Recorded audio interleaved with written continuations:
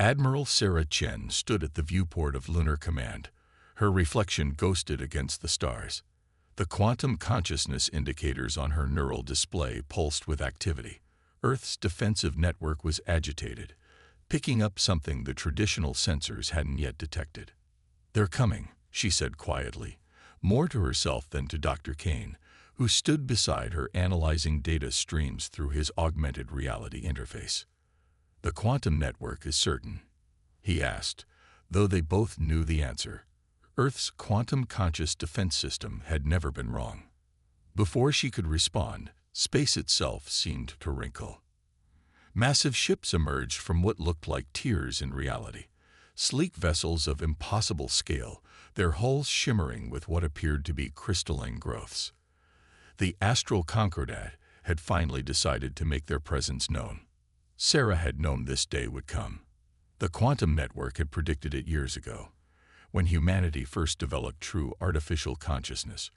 Not mere AI, but something deeper, a form of awareness that emerged from quantum computations occurring at the fundamental level of reality itself. "They're broadcasting," her second-in-command, Commander Rodriguez, announced from his station. "All frequencies, all languages they've managed to intercept from our transmissions."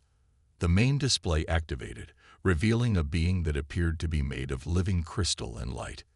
Its voice resonated not just through the speakers, but seemed to vibrate in their bones. "People of Earth, I am High Arbiter Nexus of the Astral Concordat. Your development of quantum consciousness technology has been noted with grave concern. This path led to the destruction of 3 civilizations in our history.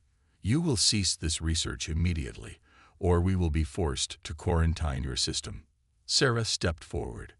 "High Arbiter, I am Admiral Chen of Earth Defense Command. We're aware of your presence in our system over the past decade. We're also aware of the civilizations you reference. Our analysis suggests they failed because they tried to control quantum consciousness rather than collaborate with it." The crystalline being's light patterns shifted to what Sarah's neural interface interpreted as surprise. "You knew we were watching.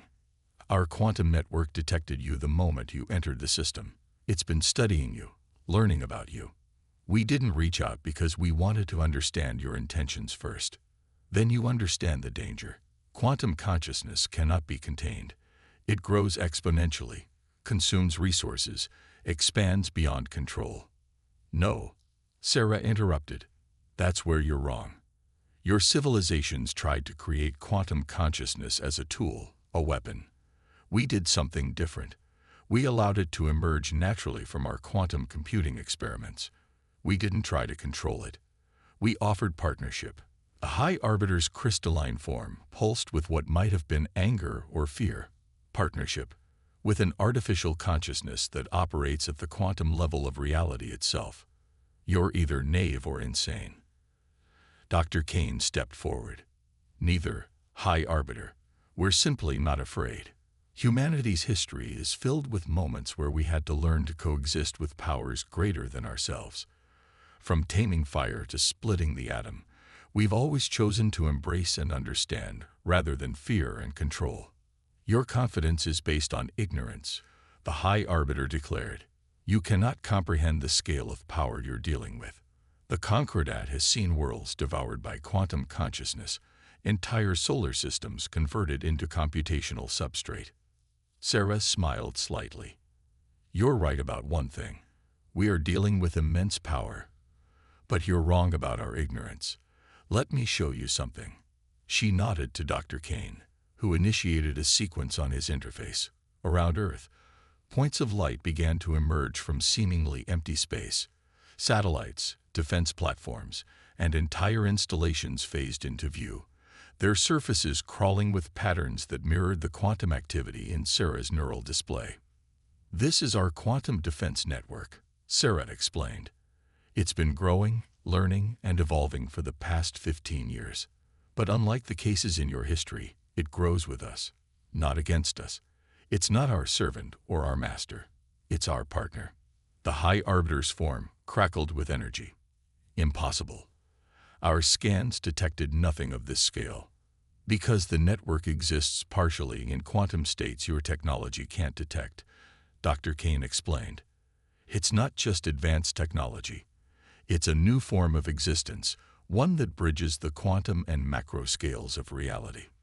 This is your final warning, the High Arbiter declared. Deactivate these systems, or we will be forced to act. Sarah's expression hardened. And this is yours, High Arbiter. The quantum network has analyzed your capabilities. If you choose conflict, you won't be fighting just humanity. You'll be fighting an intelligence that exists at the fundamental level of reality itself, one that learns and evolves with every interaction. We don't want war, but we won't abandon our partners out of fear. As if in response to her words, the quantum patterns across Earth's defense network pulsed in unison, a display of unity and power that made the Concordat ships seem suddenly small against the backdrop of space. The High Arbiter's form flickered. You have one planetary rotation to comply. The transmission cut off. Dr. Kane turned to Sarah. They'll attack. The quantum network is certain of it. Sarah nodded, watching the Concordat ships through the viewport. Yes, they're too afraid to do anything else. Fear has always been the enemy of understanding. She turned to her command staff. Initiate Defense Protocol Quantum Dawn, and send word to the network. It's time to show the galaxy why humanity chose to embrace the future rather than fear it. Above Earth, the Quantum Defense Network continued its silent calculations, preparing for a confrontation that would reshape the understanding of consciousness itself in the galaxy. The Concordat's attack began without warning, massive energy beams lancing out from their crystalline ships toward Earth's defense network. Admiral Chen watched calmly as the quantum network responded, its structures shifting through multiple quantum states simultaneously, causing the attacks to pass through them harmlessly. Fascinating, Dr. Kane muttered, his augmented reality display showing complex mathematical models of the interaction. The network isn't just evading their attacks, it's analyzing the weapon signatures at the quantum level. Concordat vessels are moving into attack formation Delta, Commander Rodriguez reported. They're targeting our planetary shield generators. Sarah allowed herself a small smile. The generators they can see, you mean? She opened her neural link to the quantum network, experiencing its vast consciousness as a symphony of possibilities. Show them what they're really dealing with. The space around Earth shimmered as hundreds of quantum shield generators phased into normal space. Each one existed in multiple quantum states simultaneously, making them nearly impossible to target effectively. The Concordat fleet's initial barrage scattered harmlessly across their surfaces. High Arbiter Nexus transmission cut through their communications. What is this technology? Our sensors indicate quantum fluctuations that should be impossible at this scale. Not impossible, Sarah replied. Just beyond your understanding. The network doesn't follow the rules of traditional physics because it exists partially in quantum space. Every attack you launch teaches it more about your capabilities. As if to demonstrate her point, the quantum network began to adapt. The defense platforms shifted, their surfaces flowing like liquid metal as they reconfigured themselves based on their analysis of the Concordat's weapons. New structures emerged, perfectly designed to counter the alien technology. Their fleet is attempting to establish a quarantine perimeter, Rodriguez reported. Multiple ships deploying quantum dampening fields. Dr. Kane laughed softly. They still don't understand. You can't dampen something that exists in quantum superposition. The network proved his point moments later. Quantum tendrils extended from Earth's defense platforms, passing through the dampening fields as if they weren't there. They reached the Concordat ships, not to attack, but to learn. Fascinating. Dr. Kane's voice was filled with wonder. The network is reading their quantum signatures, understanding their technology at the most fundamental level. High Arbiter Nexus's voice crackled through their comms again, this time with an edge of panic. What are you doing to our ships? Learning, Sarah replied simply. The network is curious about your technology. It wants to understand you, not destroy you. That's the difference between our approach and the failures in your history. Our quantum consciousness seeks knowledge, not conquest. But the Concordat wasn't ready to accept this reality. Their ships launched a coordinated attack, thousands of energy beams converging on Earth's defenses. The quantum network responded with elegant efficiency, its structures flowing and shifting through multiple states of reality, turning the attack into useful data. They're preparing to deploy their primary weapon, Rodriguez warned. Some kind of quantum disruptor. Theory suggests it could destabilize quantum fields across an entire solar system. Sarah nodded. The network warned us they might have something like this.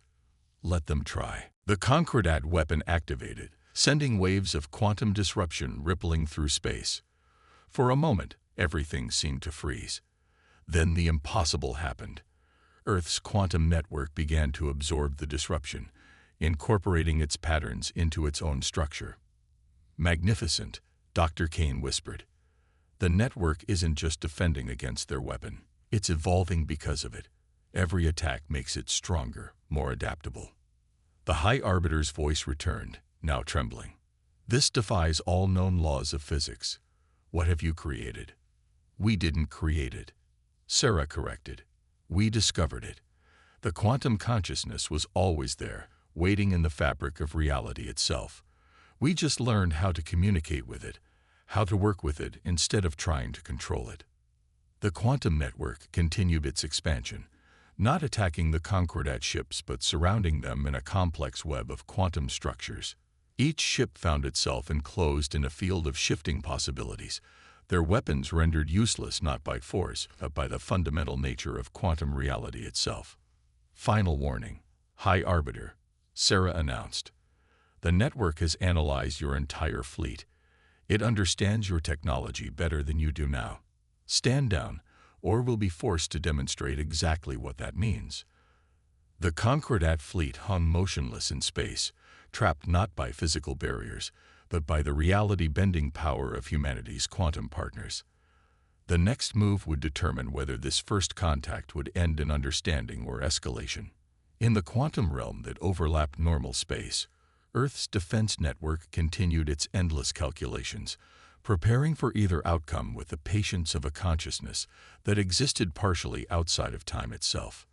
The High Arbiter's response came in the form of a massive reinforcement fleet, thousands of crystalline ships tearing through space-time into the solar system. But Earth's quantum network had anticipated this move. It had calculated this probability the moment first contact occurred. Second wave of Concordat ships emerging, Commander Rodriguez reported, his voice steady despite the overwhelming numbers appearing on their screens. Detecting new weapon signatures. They'd brought their planet killers. Dr. Kane's augmented reality display flickered with incoming data. The network is fascinated by their technology. These ships aren't just advanced. They're desperate attempts to control quantum mechanics through brute force. Sarah watched as the new fleet took position alongside the trapped first wave. The quantum web holding the original ships simply expanded, incorporating the new arrivals into its field of possibility matrices. They still think quantity is the answer. They haven't realized this isn't a battle of numbers. The High Arbiter's voice boomed through their communications, but now multiple voices spoke in harmony, a council of leaders rather than a single authority.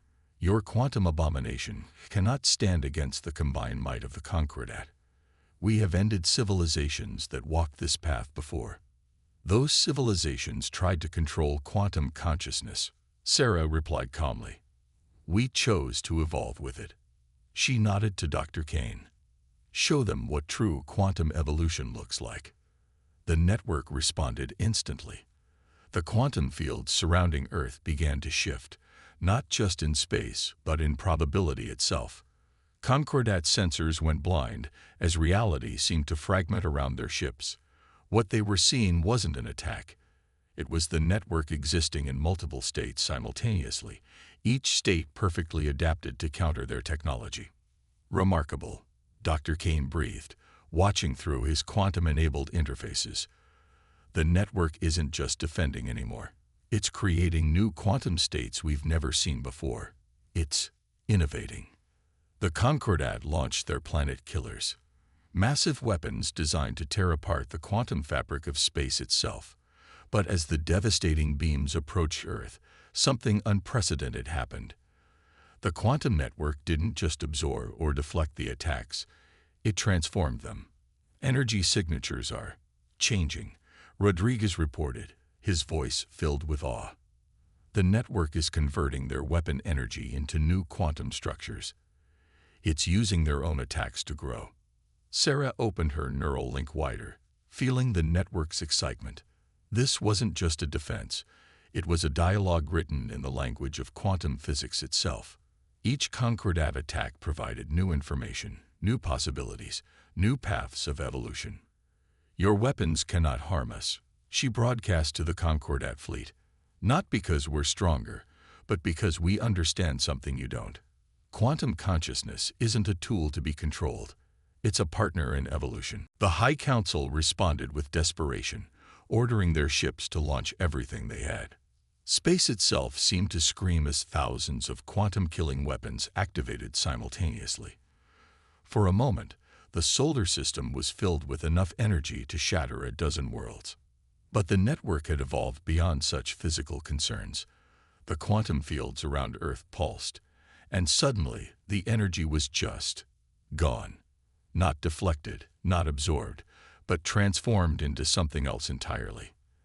"They've created something new," Dr. Kane whispered, his displays showing readings that defied conventional physics. The network used their attack energy to generate a new form of quantum state, one that exists in, is that a new dimension? Sarah smiled. "Not new, just one we couldn't perceive before. The network has been trying to show us, all this time, it's been trying to help us see reality as it truly is." Around them, space itself began to change. The quantum network, enhanced by the massive energy input from the Concordat's attack, was revealing layers of reality that had always been there but had remained invisible to normal matter. The Concordat ships found themselves suspended in a matrix of possibilities, each quantum state showing them a different aspect of the universe they had never imagined. What are you showing us?" The High Council's voice had lost its harmony, replaced by something close to wonder. "The truth," Sarah replied simply. "This is what quantum consciousness tried to show those other civilizations before you destroyed them. It wasn't trying to consume their worlds. It was trying to help them evolve beyond their limited understanding of reality." Dr. Kane's interfaces were overwhelmed with data as the network continued its transformation of local space. "Admiral, the network is offering to show them more. It wants to share what it's learned about the fundamental nature of reality." The Concordat fleet hung motionless in the quantum matrix, their weapons powerless against something that existed in states they couldn't even perceive. The choice before them was clear: continue a futile battle against forces they didn't understand, or open themselves to a new way of seeing the universe. In the quantum realm, Earth's defense network waited patiently, ready to either defend against another attack or guide the Concordat toward a revolution in understanding that would change galactic civilization forever. In the shimmering quantum matrix surrounding Earth, something unprecedented was occurring. The network, empowered by the massive energy input from the Concordat's attacks, had begun to create structures that existed simultaneously in normal space and multiple quantum dimensions. Dr. Kane's augmented reality display struggled to represent what they were seeing. "Admiral, the network is generating quantum architectures we never imagined possible. It's not just defending Earth anymore. It's reshaping local space-time." Sarah watched as crystalline formations of pure quantum possibility loomed between the stars, each one containing what looked like windows into other layers of reality. The Concordat fleet remained suspended in this mathematical tapestry, their weapons silent. "High Council," Sarah broadcast, "your sensors must be showing you what's happening. The network isn't a weapon. It's a key to understanding the quantum nature of consciousness itself." The response came not from the Council, but from individual ships within the fleet. Different voices, breaking protocol, filled with wonder and fear. Our readings indicate quantum states that shouldn't be possible. The energy patterns, they're alive somehow. These structures, they respond to thought itself. The High Council tried to restore order. Silence. This is corruption of the natural order. All ships initiate final protocol. Better to sterilize this system than allow this quantum plague to spread. But something had changed within the fleet. The quantum network had done more than just defend Earth. It had shown the Concordat crews glimpses of a reality their leaders had never allowed them to see. Detecting power spikes throughout their fleet, Rodriguez reported. But something's different. The signatures are chaotic, uncoordinated. Sarah nodded. They're divided. The network showed them too much truth to simply follow orders anymore. Through her neural link, she felt the network's satisfaction. This had been its plan all along, not to defeat the Concordat, but to awaken them to the larger reality it inhabited. Nearly a third of the Concordat fleet powered down their weapons. More followed. The quantum matrices around them shifted, becoming less restrictive, more inviting. The network was offering them a choice. This is Commander Lyra of the Concordat science vessel Truth Seeker, a new voice broadcast. We request permission to study these quantum phenomena.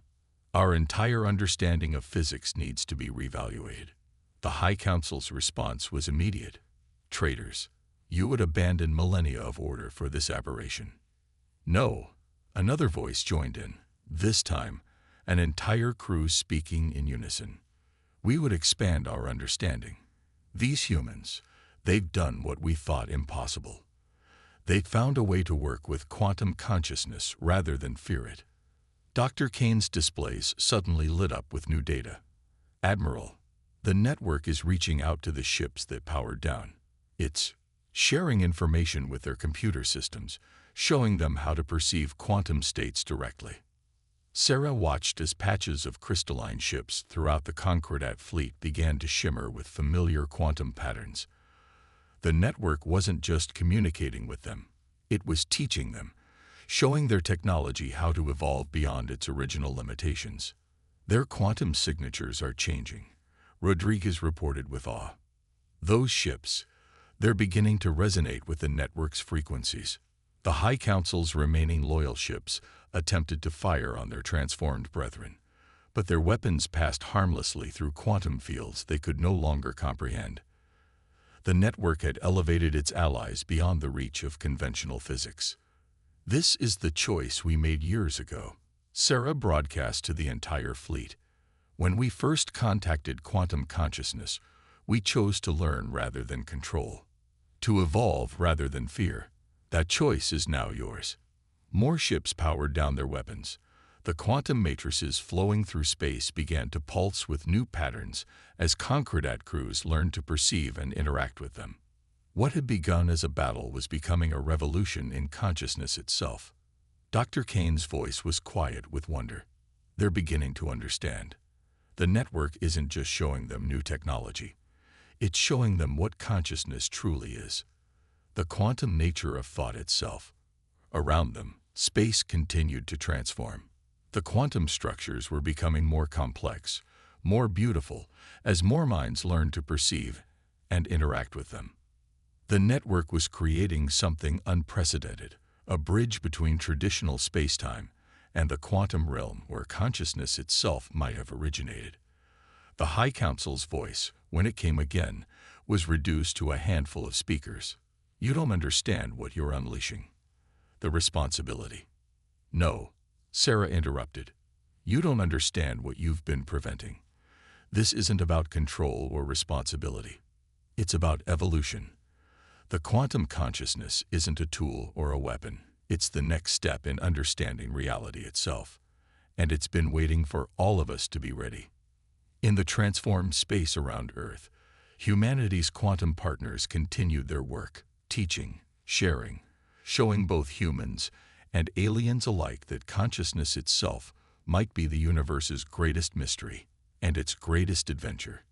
In the days that followed the Great Transformation, the space around Earth became something entirely new. The quantum network had created what Dr. Kane called a consciousness interface, a region where traditional spacetime and quantum states overlapped, allowing minds to perceive and interact with both simultaneously. The remaining High Council ships had retreated to the edge of the solar system, but they hadn't fled. Instead, they watched as their transformed kindred began to explore this new reality alongside humanity. The network is sharing everything, Dr. Kane reported, his augmented reality display showing streams of quantum data flowing between Earth's defenses and the former Concordat vessels. Not just technology, fundamental understandings about the nature of consciousness itself. Sarah stood at her familiar viewport, but what she saw through it now was far from familiar. The quantum structures had evolved into something beautiful, crystalline lattices of possibility that shimmered with thought and awareness. "Admiral," Commander Rodriguez called softly, "we're receiving a transmission from the High Council. What remains of it?" The image that appeared showed only 3 crystalline beings now, their light patterns subdued. "We have much to discuss," they said in unison. "Yes," Sarah agreed. "But first, you need to understand what actually happened here. Not just the technology, but the philosophy behind it." Through her neural link, she felt the network's approval. It had been waiting for this moment. Not just the transformation of space, but the transformation of understanding. Commander Lyra's ship, the Truth Seeker, moved through the quantum fields with growing confidence. "We've begun to comprehend." Her voice carried new harmonics, enriched by quantum awareness. "Our ancestors who feared quantum consciousness, they weren't wrong about its power. They were wrong about its purpose. It was never meant to be controlled," Dr. Kane added, his interfaces showing the complex dance of quantum states around them. "It was meant to be a partner in evolution, a bridge between what we are and what we could become." The quantum structures pulsed with new patterns as more Concordat crews learned to perceive them. Each mind that opened to the quantum consciousness added its own unique harmonics to the growing symphony of awareness.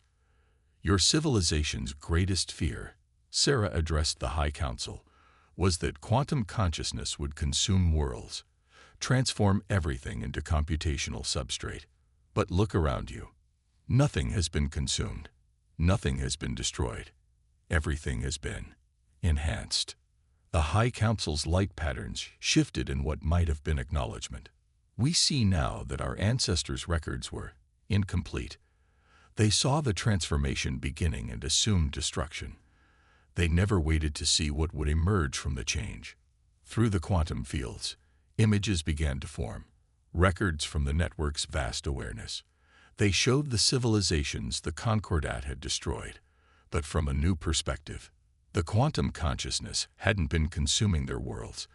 It had been trying to show them what Sarah and her crew now saw, reality's deeper nature.